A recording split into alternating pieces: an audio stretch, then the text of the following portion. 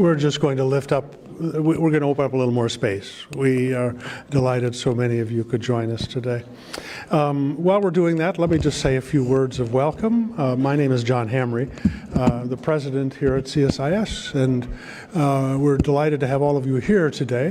When we have events like this for guests who are not familiar with CSIS, I always start with a little safety announcement. We're responsible for your safety. I'm not worried about the foreign minister. He's got people here that are going to take care of him. But I am worried about all of you. If anything happens, we'll hear a voice. I'll ask you to follow me. We're going to go out either that door over there or the door behind me. We'll take it down to the street. The stairs are right beside that door. We'll take 2 left-hand turns and a right-hand turn, go over to National Geographic, and I'll buy ice cream for everybody. We're going to be just fine, but I want you to know, please follow our directions if we have to do anything.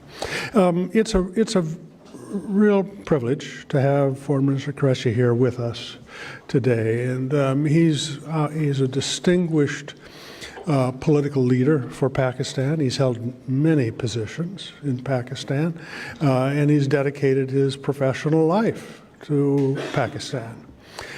We were having a brief conversation before we came down, and say Washington doesn't have a very good understanding of Pakistan. It's a little like having a documentary on television and the power or the noise goes out every 40 seconds, and you're trying to figure out what is the story. It's just because too much of our understanding of Pakistan is derived from other controversies or other big problems in the regions. We think about Afghanistan, Pakistan. We call it AFPAC, or we talk about the India-Pakistan crisis of Kashmir. I mean, it's a derivative set of issues. Or now, increasingly, China and China's role in Pakistan. So we have all of these kind of. We don't look at Pakistan as a country. We look at Pakistan as being in the midst of a complicated region with lots of very complex geopolitics, and we don't understand the nation. And so part of our goal today is to try to have you here unfiltered, one of Pakistan's great leaders who's going to talk to us today about Pakistan's national interest, its national directions, and how Pakistan wants the United States to understand its journey.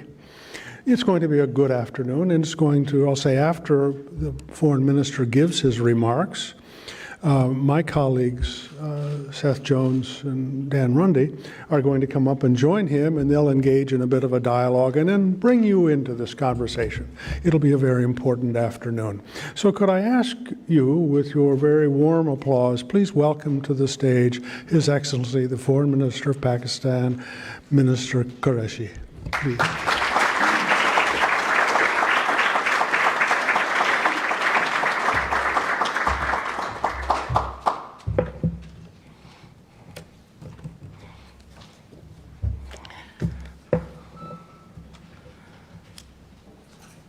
Good afternoon, and thank you for showing up.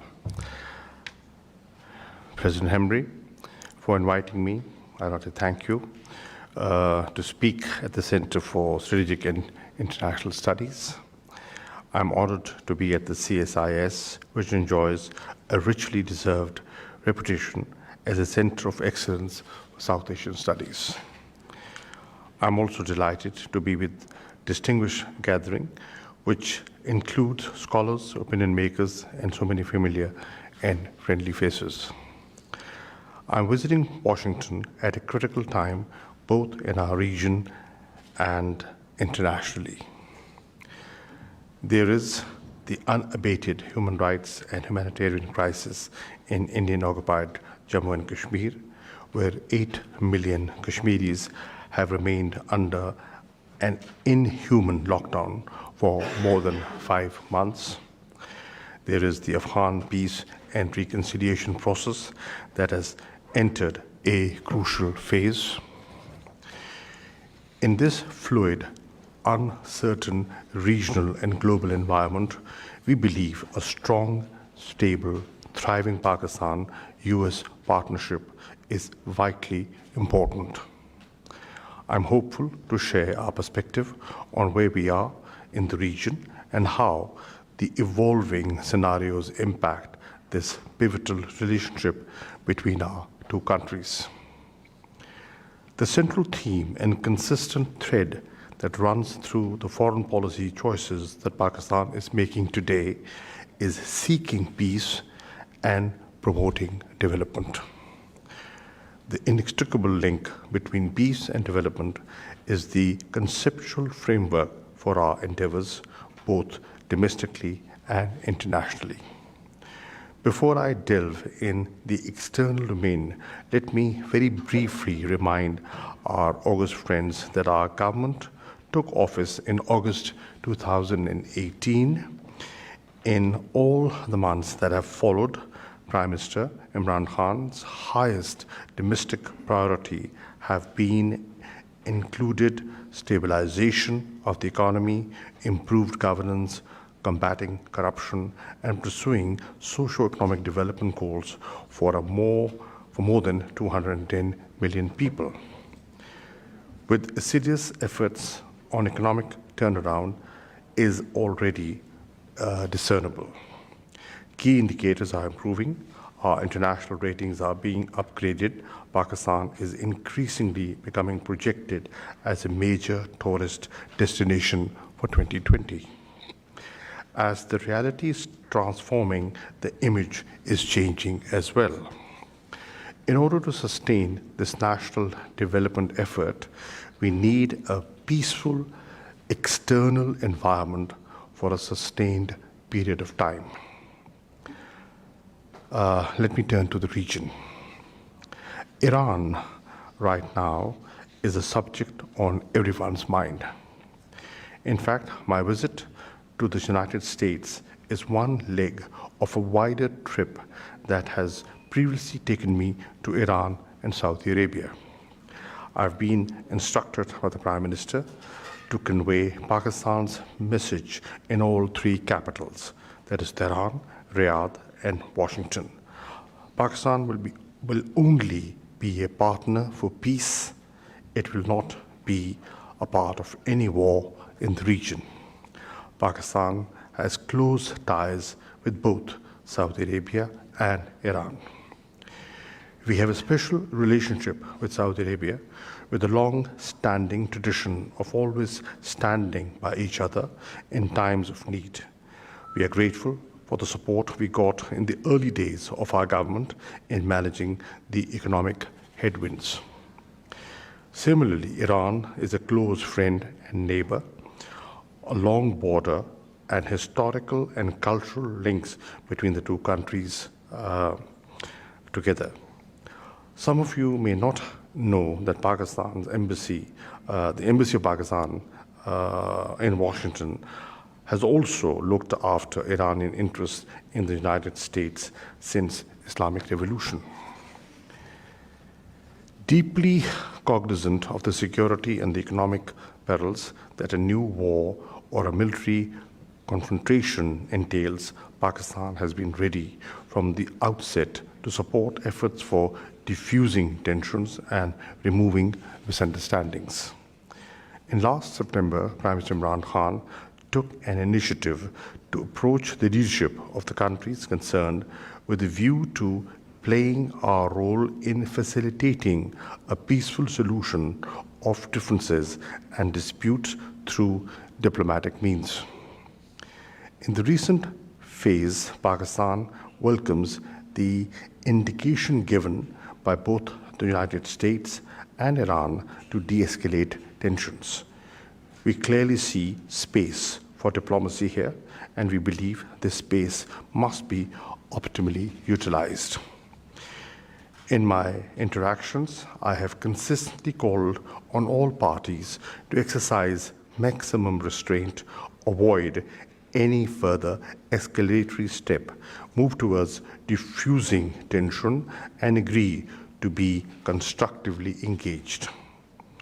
We hope our collective endeavors would create an effect as we encourage the parties concerned to go beyond the declared intentions of de-escalation and take practical steps to preserve the peace.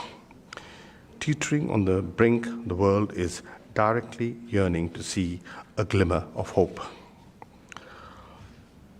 All Pakistanis know that our country and region will not know real peace until our Afghan brothers and sisters are at peace, both within and without. We know this because we have suffered with the people of Afghanistan. Remember that our encounter with the Afghan tragedy did not begin on the morning of September 11, 2001.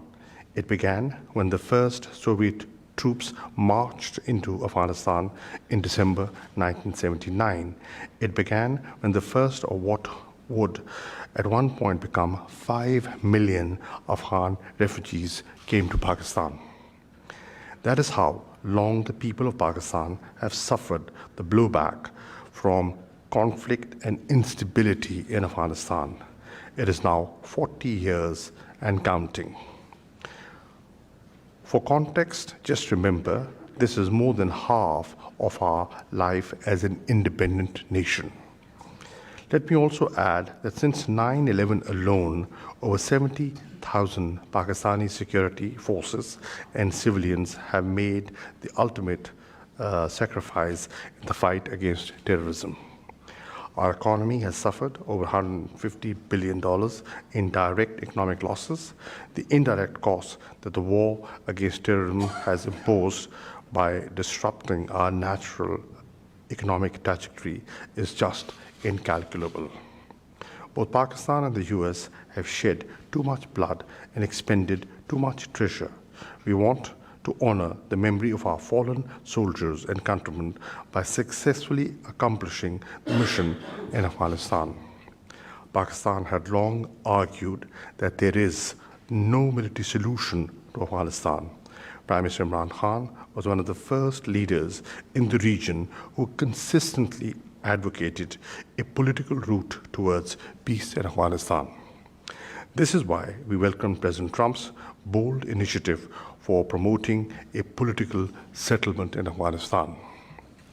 Pakistan's positive role in facilitating the Afghan peace process, including the Taliban-US talks, is internationally acknowledged. There is hope today that 2020 could be the year for peace in Afghanistan. While we have made significant progress, much more needs to be done. Patience and perseverance are indispensable. We need to remember that peace in Afghanistan is ultimately a shared responsibility. Pakistan will and is playing its role, but it alone cannot do all that is needed. The international community and important regional players have to play their part.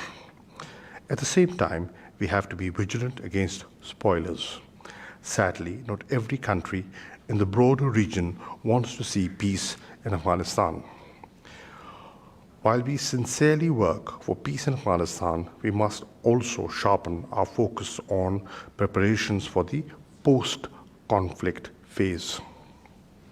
Pakistan hopes that there would be no precipitate action and that international withdrawal would be phased and orderly. It is in no one's interest to repeat the mistakes of the 1980s. Continued international engagement for reconstruction and sustained development would be pivotal. It would also help create conditions for the honorable return of Afghan refugees in Pakistan and elsewhere. We hope that the United States and other partners would work with Pakistan as we politically mainstream and economically develop our former tribal areas. Economic activity along the Afghanistan-Pakistan border would benefit both sides. There is another compelling reason for us to see peace firmly established in Afghanistan. For too long, Pakistan-US relationship has remained hostage to the Afghan issue. We want this rather unhelpful framework to change. Pakistan-US relations are too significant and possess too huge a potential to be confined to the Afghan prism alone.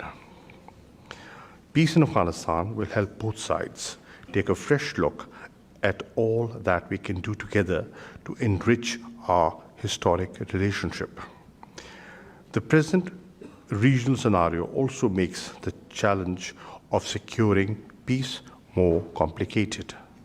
We firmly believe the gains made so far be protected, and the evolving situation, particularly the events since January the 3rd in the region, handled in a way that any negative impact on the peace process in Afghanistan is avoided. Having come this far, there should be zero tolerance for any setbacks.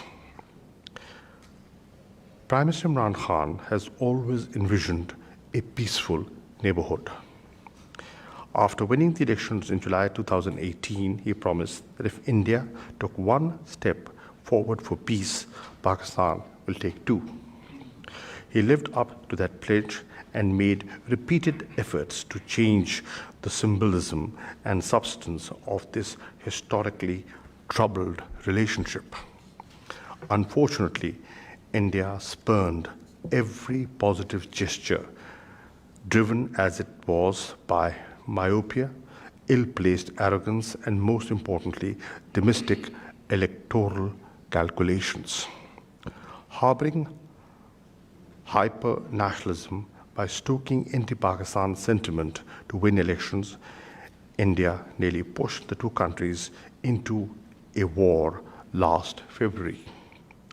That we managed to step back from the brink is almost entirely due to the restraint shown by Pakistan and the statesmanlike handling by Prime Minister Imran Khan of the captured pilot issue. Alas, the BJP government repeatedly interpreted our commitment for peace as a sign of weakness. We had hoped that after the Indian elections, the BJP government would display more maturity.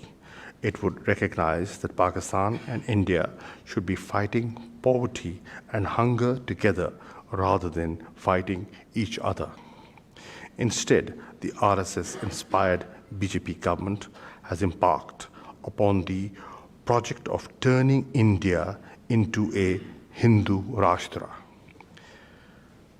The adherents of Hindutva and Akhand Bharat have established this ascendancy with disastrous consequences for all in India and the world to see.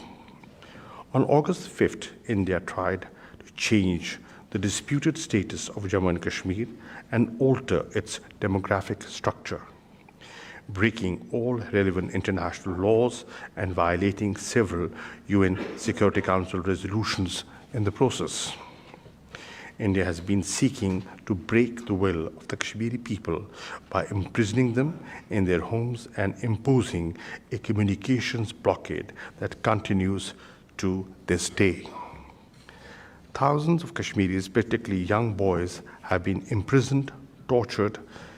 Even children as young as 9 have not been spared. The Indian narrative that Kashmir is India's internal part is firmly refuted by its being on the Security Council agenda. If this were not the case, why would the French president raise it with the Indian Prime Minister?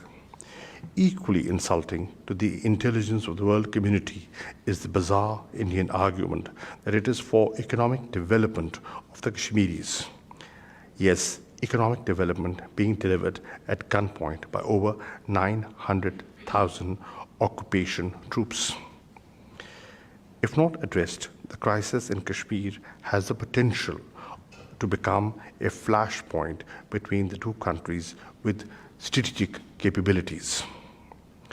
When the Kashmir crisis began in August, Prime Minister Imran Khan warned the world about the BJP government's nexus with the RSS and its fascist ideology. Initially, some of our friends felt we were exaggerating. Today, Prime Minister Imran Khan's warning is being vindicated by events inside India and everybody recognizes that. The mask has slipped, and the reality of Narendra Modi's worldview is fully exposed. The internet's shutdown in occupied Kashmir is already the longest ever imposed by a democracy.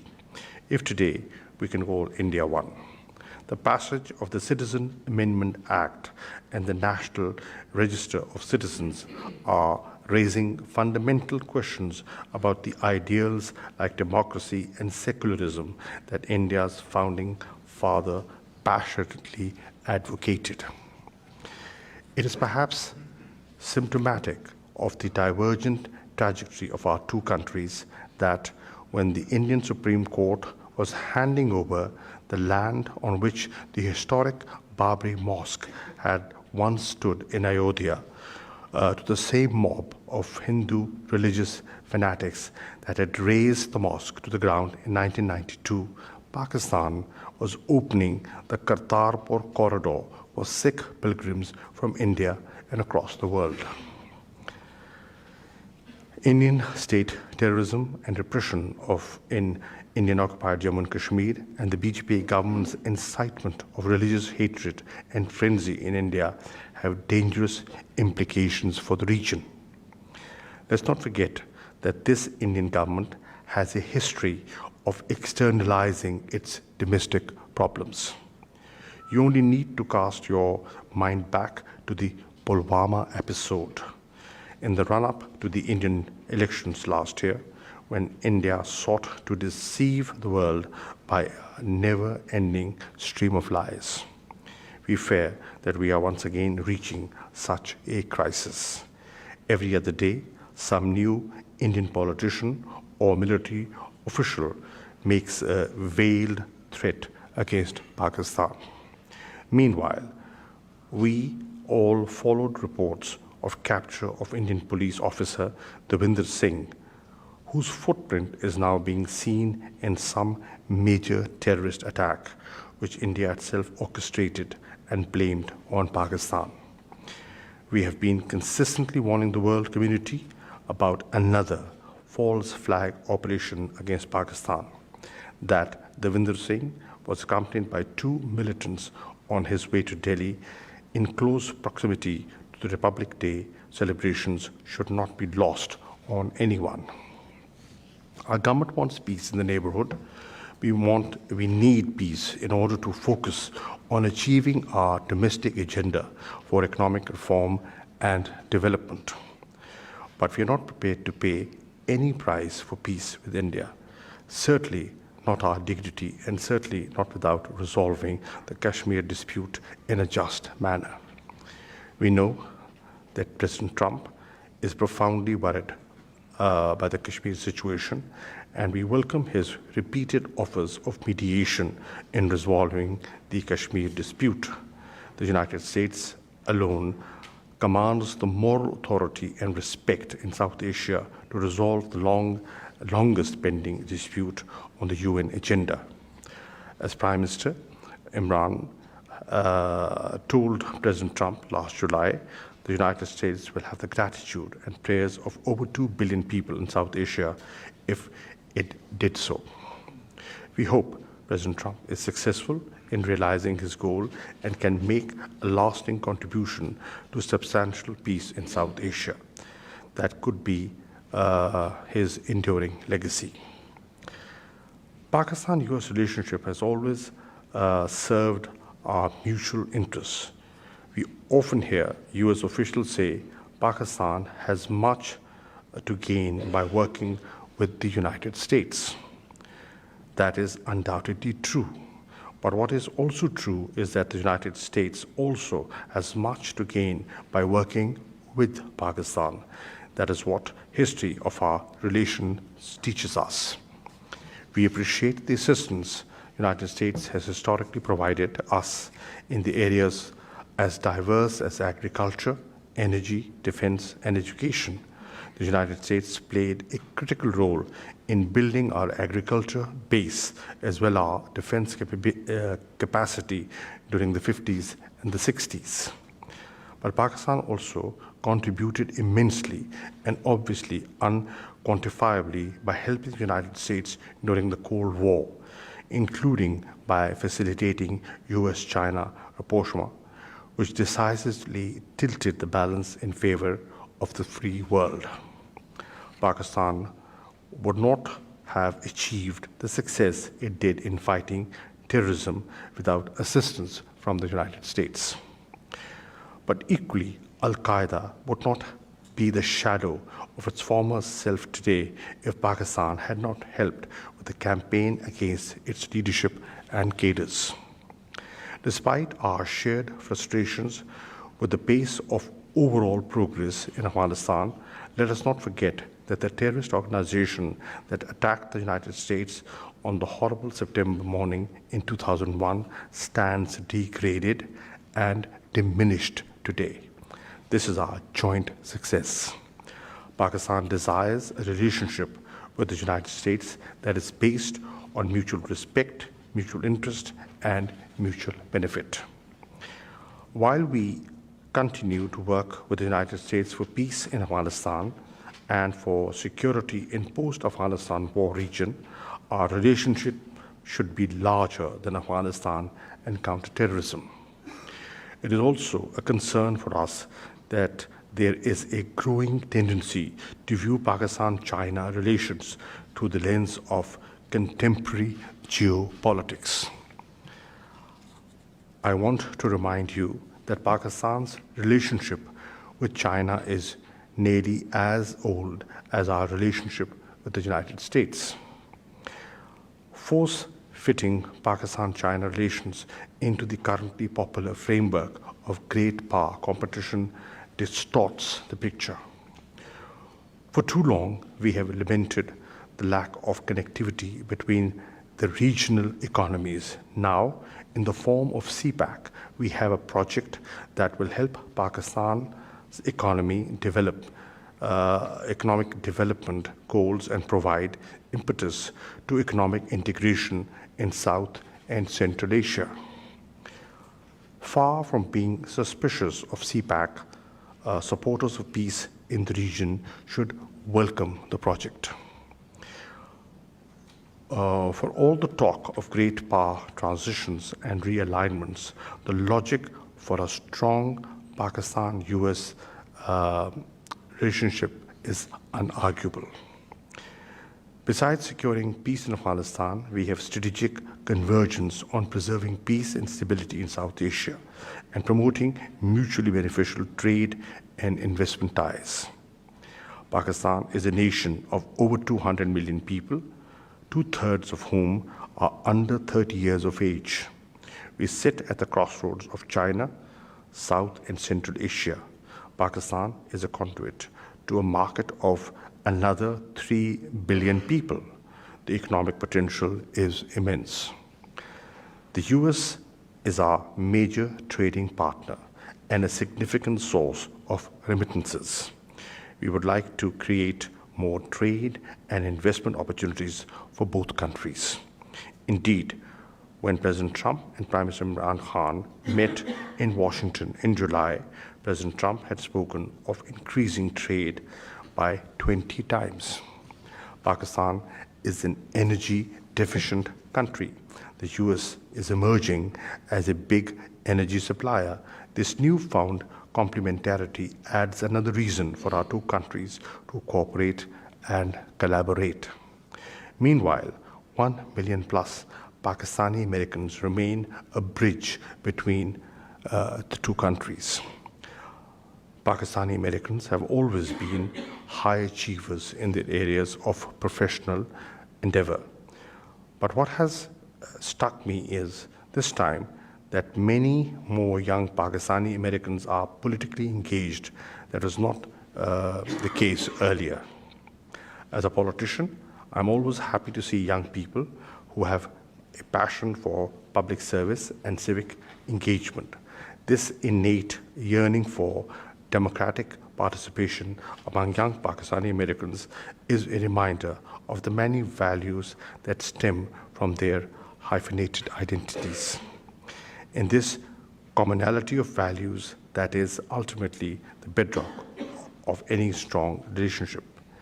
Friends are precious commodities.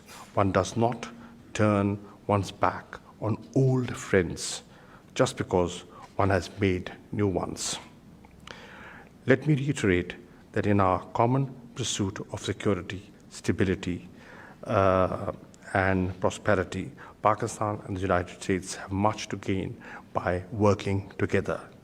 I thank you for your attention and would be happy to take any questions if you may.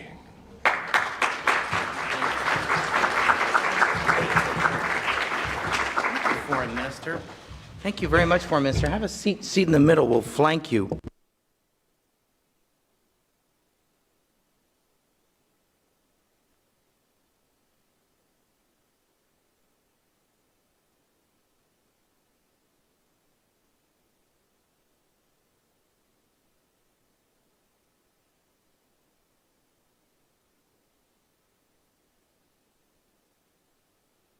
Best of American Public Service, and then my friend Ambassador Robin Rafel, who's an advisor here at CSIS and has been a real partner to us. So, and we wouldn't be able to do the work that we do on Pakistan without Ambassador Rafel. So, Foreign Minister, thanks for being here, and thanks for your very complete speech. I think it was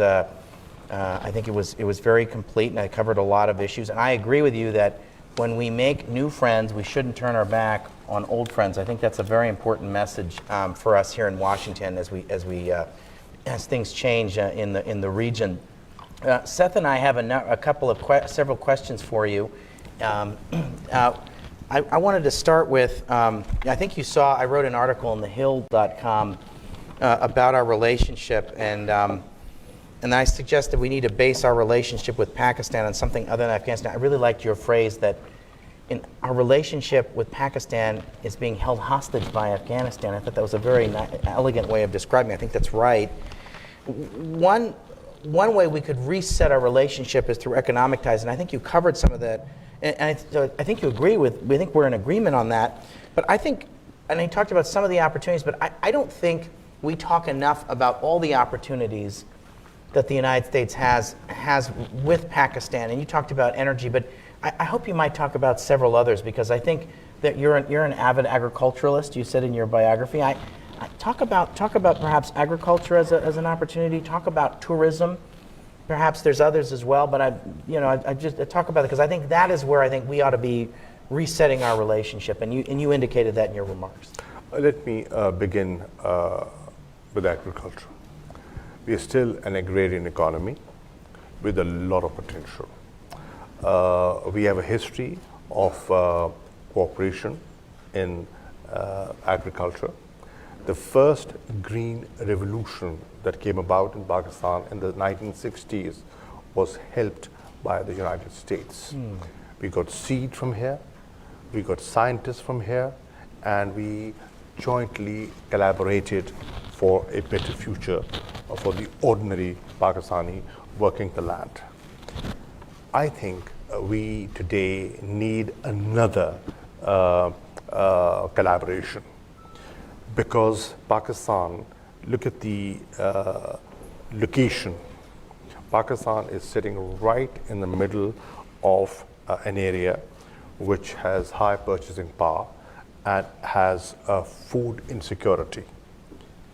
Investments in agriculture through seed development, through new research, can immediately enhance our productivity. With the present level of research and productivity, we are generating enough for ourselves, and we can throw up exportable surplus.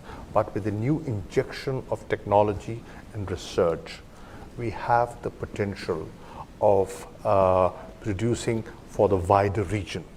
You have the Gulf on one side, you have Central Asia states, and US investments for the food processing industry Pakistan can be a hub for your products going out to other countries. But Parmesan, I would argue you could double or triple your agricultural production in your country. That's not a crazy statement, is it? it's a very realistic statement. Experts feel that if we just bridge the gap of productivity between the average and the progressive farmer, our production gets doubled immediately. So I'm an enormous fan of Pakistani, the fruit, the mangoes. Just blow your socks off. The blow your socks off, delicious. So Foreign Minister, but there are other things too. Let me just take advantage because, like I said, we spend so much time. We're going to talk a lot about security, but let me just double click on this a little bit more. Talk about talk about tourism. So I think country brands change. If we were sitting in this room 25 years ago and I said, let's go visit Croatia, people said, oh no, I don't want to go visit Croatia. People are dying to go to Croatia. If we were sitting in this room 20 years ago, we just said, let's go to Colombia. People said, oh no, I don't want to go visit Colombia. People are dying. I went fishing in Colombia about 9 months ago. There's enormous tourism potential in your country. Talk about that. Dan, if I can just interrupt, just for the audience, the last time, and I mentioned this to you earlier, Foreign Minister, the last time I was in SWAT was about 10 years ago, and the security situation there was a tough one. There was active combat, but one of the things when I left SWAT at that time that I promised myself was the next time I would come back would be to go skiing at one of the resorts. I'm going with you. That's an example of my commitment to tourism in Pakistan. Well, I can assure you the dramatic improvement of law and order in Swat and all over the country is a case in point where you can actually go and ski in Naltar and in Malm Jabba in Swat. It is possible. Pakistan has been identified as the 10 top destinations for tourism in 2020. There is a huge potential. People are hospitable. The only problem was the security environment. That has changed, and has changed for the better. What we need is investment in infrastructure. And obviously, as the numbers go up, as the appetite grows,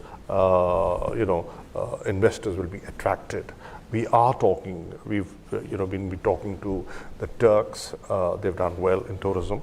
We've been talking to the Malaysians, they generate over $20 billion to tourism. Why can't we do it? I think that is possible, and the interest this government is taking on promotion of tourism, I think will not just create jobs because it is service related, it will create jobs, and it will also change the image of the country. What we are suffering from is an image problem. But people who have traveled to Pakistan, congressmen or other ordinary citizens who have traveled to Pakistan, once they have returned with a different view, with a different image. What they read, what they see on television, and when they go and meet people and see for themselves, it's a different story. Let me just repeat, country brands can change. I'm just going to list some countries. Indonesia in 1998. I like going to Indonesia, great place. Panama in 1989. I like going there. A lot of people go there. Croatia, 1995. Great place. I've been there on a tour boat. Colombia, 1999. Today, I went fishing, deep sea fishing. So there's no reason in the world that the country brand of Pakistan can't and won't change. And I actually think with the right investments and the right political leadership, the country brand is going to change. So we're confident. Let me just and then I want to give the floor. But the other thing I've always thought, Foreign Minister, is that Pakistan could be the Saudi Arabia of hydropower. Just talk. You talked about liquefied natural gas, and so we're an exporter of gas, and thank goodness for that. But you have enormous potential energy sources in your own country. Talk a little bit about that, and I'll just because I think that's another investment opportunity. We have a huge potential for hydrogen generation. We've identified a number of sites on the cascading Indus Valley that can generate energy. Plus, store water for agriculture. What we have is a lean period and we have a water surplus period.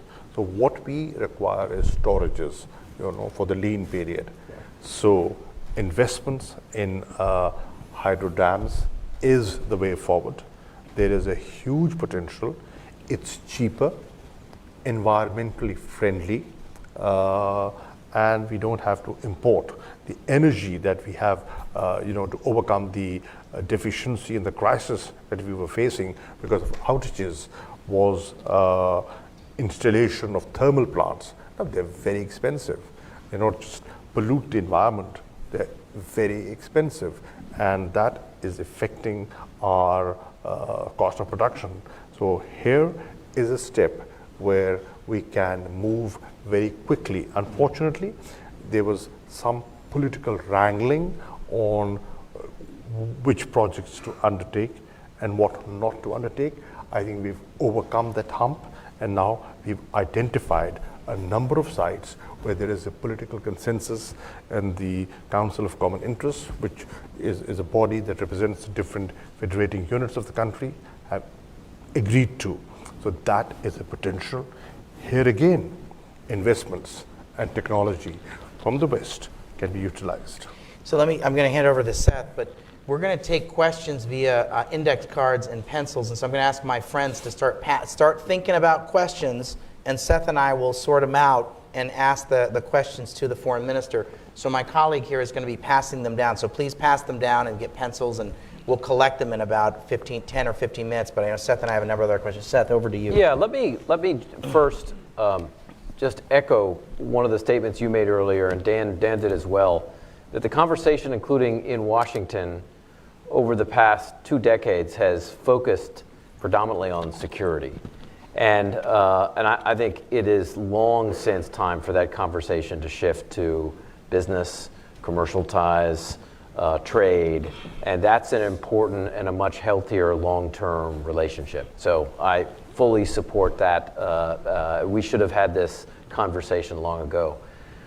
But let me turn to one of the issues that you are here for and have been talking to folks in Saudi Arabia and in Iran itself about, and that is the increased tensions with your neighbor Iran, particularly U.S.-Iranian tensions.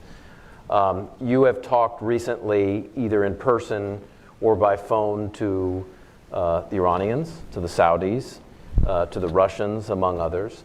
And so 2 questions that your thoughts would be very important here is, first, what are your concerns about escalation here, and how serious, from your perspective, would escalation be as it impacted Gulf of the Strait of Hormuz or broader tension in the region? And the second question is, one of the things you and others have talked about is a term called maximum restraint. What does that mean in the sense of what steps have you been talking to individuals about that could de-escalate the situation? Well, it goes without saying that escalation is not just dangerous, it can be disastrous. Middle East and that part of the world is seeing enough conflicts.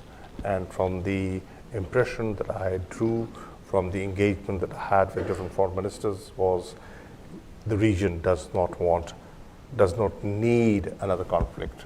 And when there were statements made on the Iranian side, which were not escalatory in nature, and the address of the president on the 8th of January, which also spoke of de-escalation, I thought has created space for diplomacy, and that space should be utilized optimally to avoid a conflict in the region.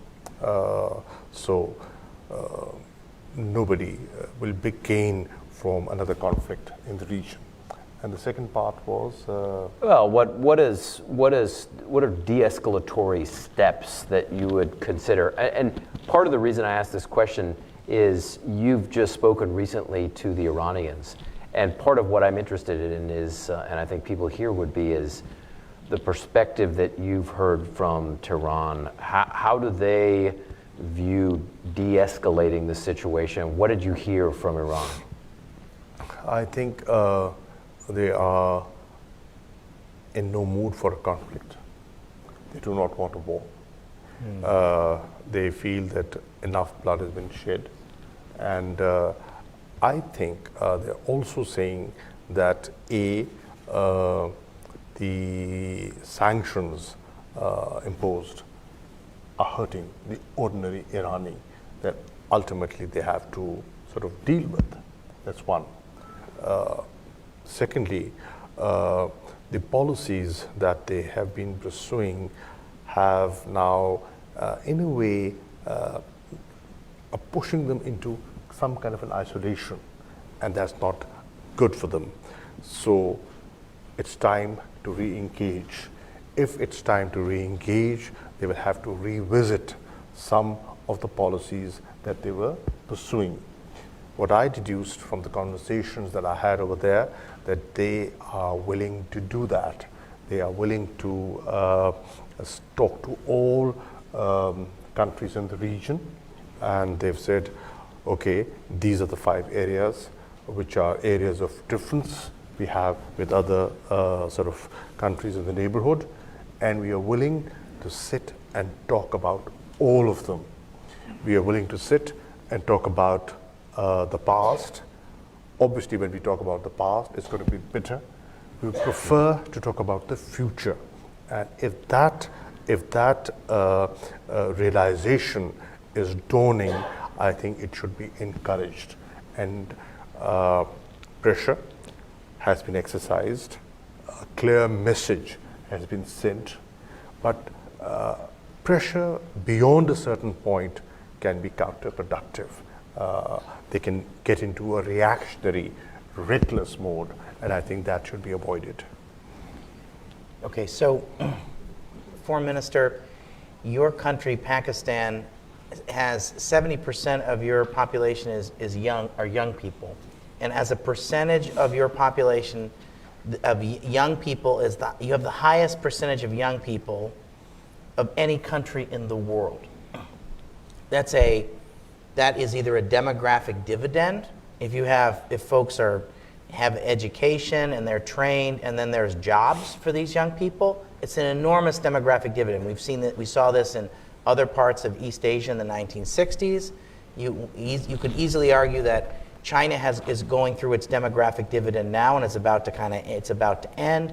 So really, Pakistan is about to could hit, if it plays its cards right, of education, training, skilling, and jobs and investment, an enormous demographic dividend. On the other hand, young people can use their energy for 4 things. They can either use their energy for participating in the formal economy and jobs. They can use their energy for education.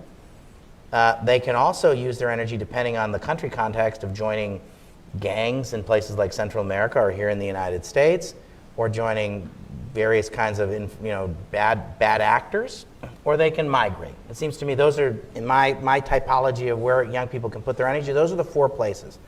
I'd rather have them in Pakistan put their energy into door number 1 and door number 2. So what steps are you taking, what steps are your government taking? We talked about investment, we talked about the economic opportunities, that's a part of it, but how are you thinking about education and training to make sure that the United States has a shared interest with Pakistan that the more than 100 million young people, and it's going to be more than that, channel their energies in the way that other parts of Asia have channeled their energies, and that it's an enormous demographic dividend for Pakistan and for the world. How are you getting ready for that? Well, our youth is our asset. It's totally an And asset. we want to convert our youth into our asset. They are very bright. Many of them have been to universities abroad. They are exposed. They are very supportive of democracy. They have strengthened democratic values. They believe in freedoms, freedom of access, freedom of expression. They are critical, they are objective, and they are full of potential. So, how do we harness that potential and convert it into a positive asset? For that, our government has a clear agenda, and that's why I said our focus when we came into government was peace in the neighborhood. Why do we want peace in the neighborhood? We want peace in the neighborhood so that we can invest in people, we can invest in education, we can invest in health, we can invest in improving the quality of life of ordinary people, clean drinking water, sanitation. These are the challenges that we are facing, and peace could be a dividend that could allow us to focus on these areas. Training, vocational training, that's where we have to focus on, not just giving them degrees, but giving them skills that they can be gainfully employed.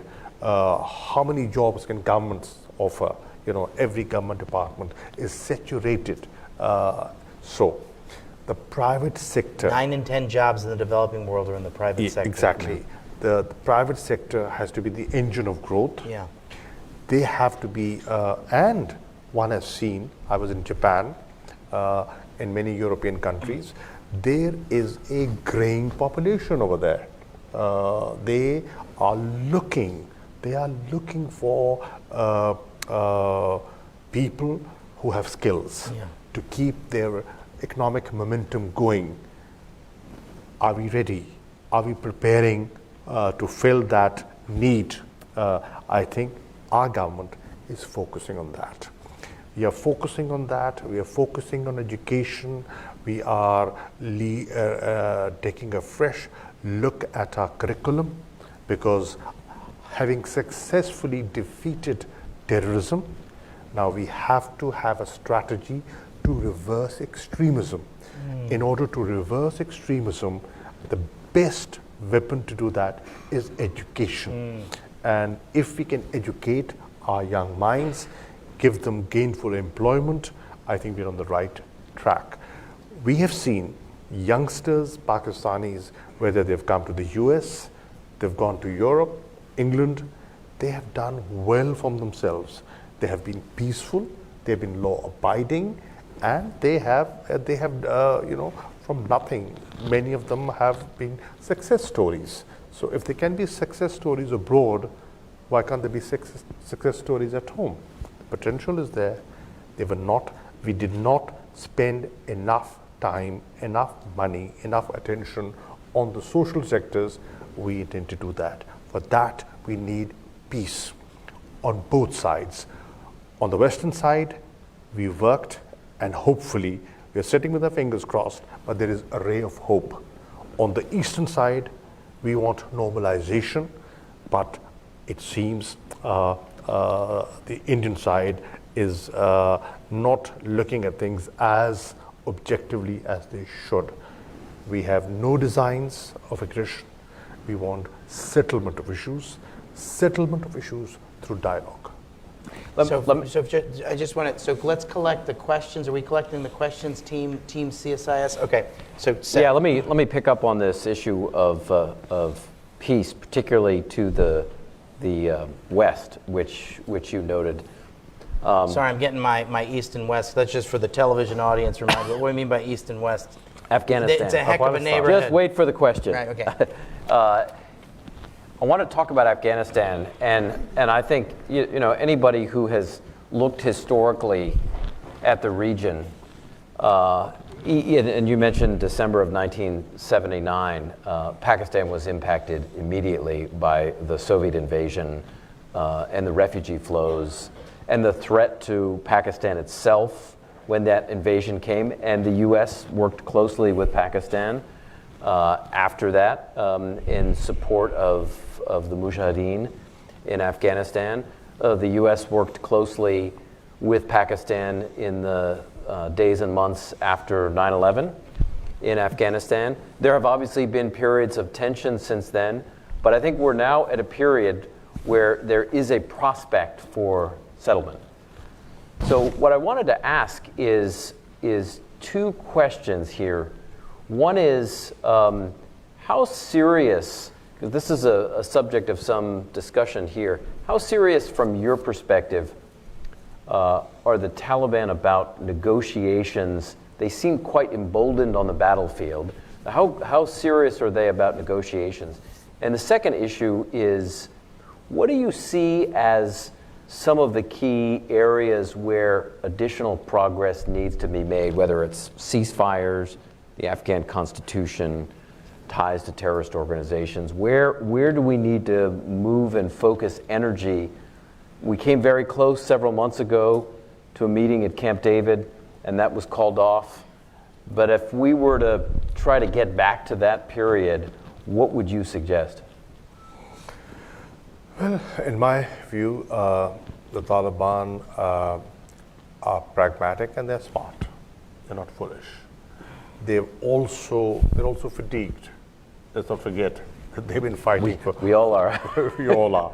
They've also been fighting for too long, and I think there's a realization, in my view, that if we expect things to go back to what they were, those days are gone. Afghanistan has changed considerably, and they will have to adjust to that new change. You cannot anymore deprive women from education. There's 3 million girls in school. That's not doable, and that's not acceptable, right? Today there is democracy, and people are getting used to democracy, right? You can always argue about how fair, how credible the election process has been, but it can always improve with the passage of time. So you cannot move away from that. What they should be encouraged to do is, if they are so popular, if people so like them, they should be part of the mainstream and get themselves elected. Participate in politics. Participate in politics, use the ballot box, and advocate what they are advocating. Let the people give them the mandate to do what they're doing. And that, I think, realization is setting in. Give up violence. If they continue to do what they've been doing, there'll be a stalemate at best. There'll be no winners. Everybody, the region will lose, and they will not gain. So this new realization is setting in, and this should be encouraged further. So if I can just peel back this at least one layer. I mean, if we look at past peace processes, we have seen groups like the FMLN in El Salvador, and we've seen groups like the Sinn Féin and the IRA in Northern Ireland participate in the peace process as part of negotiations or after negotiations. So is it your sense that the Taliban would be interested or would be willing, or some senior members of the group would be willing to participate in elections in the country, serve in ministries, not in a solely Taliban government, but one that was shared more broadly? You see, today, the way the country is divided, it seems difficult that one faction can dominate the rest. You have different, ethnicities living there. You have Hazaras, and you have Uzbeks, and you have Tajiks, and you have the Pakhtuns. So they will have to, if they want their country to stabilize and prosper, they will have to reconcile. And that's why it is, the process is not just peace, it's peace with reconciliation to a new reality. And that is what is required, one. Secondly, as you said, you were there and then you left. We feel that this time there will be, even if there's a successful agreement, challenges will remain there. So the United States and its friends and coalition partners, will have to have a more responsible withdrawal, and B, they should remain engaged, not to fight, but to rebuild. So the U.S. should remain engaged. They should remain engaged, because if they do not remain engaged, Afghanistan will not be able to sustain the That kind was our of... mistake in the 80s. Yes, that do not repeat the 80s. Do not learn from the 80s. They will need investments. They will need money. How will they support their existing infrastructure without international help? So we've got some really good questions. We've got some time to take some of them. Seth, why don't I start, and then we got several questions about how does Pakistan see itself vis-a-vis the relations between China and the United States. You talked about it, and I think, and especially in the light of CPEC. Well, there's a history to U.S.-China relationship, and let's not forget that Pakistan played a constructive role Absolutely. in bringing you together. In fact, that tilt is what gave you the strength, that gave the strength to the free world to check the onslaught of communism, right? Pakistan, it's not a zero-sum game. We've had, as we have very close relations with China, and we have a historic linkage with the US. Pakistan can be a binder, not a divider. For example, the project that you were discussing, the CPAC project. Here, it's not a project and the economic zones that we are building along the project, they are not exclusive for Chinese investment. By all means, we would encourage and would want European and American investments there. You come and see for yourself, see the potential, and take advantage of that. So it's not that the Americans and the Europeans are not welcome there. You are welcome, and you can be part of that, and you can benefit from investments and that economic activity that is generated. So Pakistan can be an important bridge builder. We were, we still can. Great. Seth, why don't you ask him a couple questions? Yep. Let me start with this one. The first question here is noting the protest movements that we've seen in Iran. I would also add Lebanon, Iraq, and a few other countries. And so the question here is, how does Pakistan view the sustained protests, including in Iran? And are you concerned at all about similar protests at some point in the future in Pakistan? Well, depends what kind of protests. People protest because for economic needs. At times people protest because they want jobs. At times people protest because of price hike. Obviously, we are interested in stabilizing the economy so that our youth is gainfully employed. We can check prices, we can check inflation, and we inherited a very difficult situation when we came into office in August 2018. All our major macroeconomic indicators were wrong, were pointing in the wrong direction. We have successfully negotiated a new program with the IMF, and it's moving in the right direction. Hopefully, things will improve and things will stabilize, and that cause for protest will vanish. Then there are other kinds of protests. Those are ideological in nature. As I said, we are dealing with them. We have initiated a program of madrasa reform, reform of our seminaries. Why? Because you're dealing with a mindset, and we are introducing modern education in them. We are introducing vocational education in them, so that those boys and girls who are being educated, and they are quite a big number, being educated there, they have a future for themselves, and they cannot be picked up as gun fodder for, by extremist elements. So we are conscious of that, and we're planning accordingly. Go ahead, Noseth, please. So this is another question, and I'll just read it from, in December 2018, the State Department designated Pakistan a country of particular concern. What's your reaction? What steps is Pakistan taking to address this? Particular concern vis-a-vis religious freedom? Yeah, religious freedom. Yeah, religious freedom. I think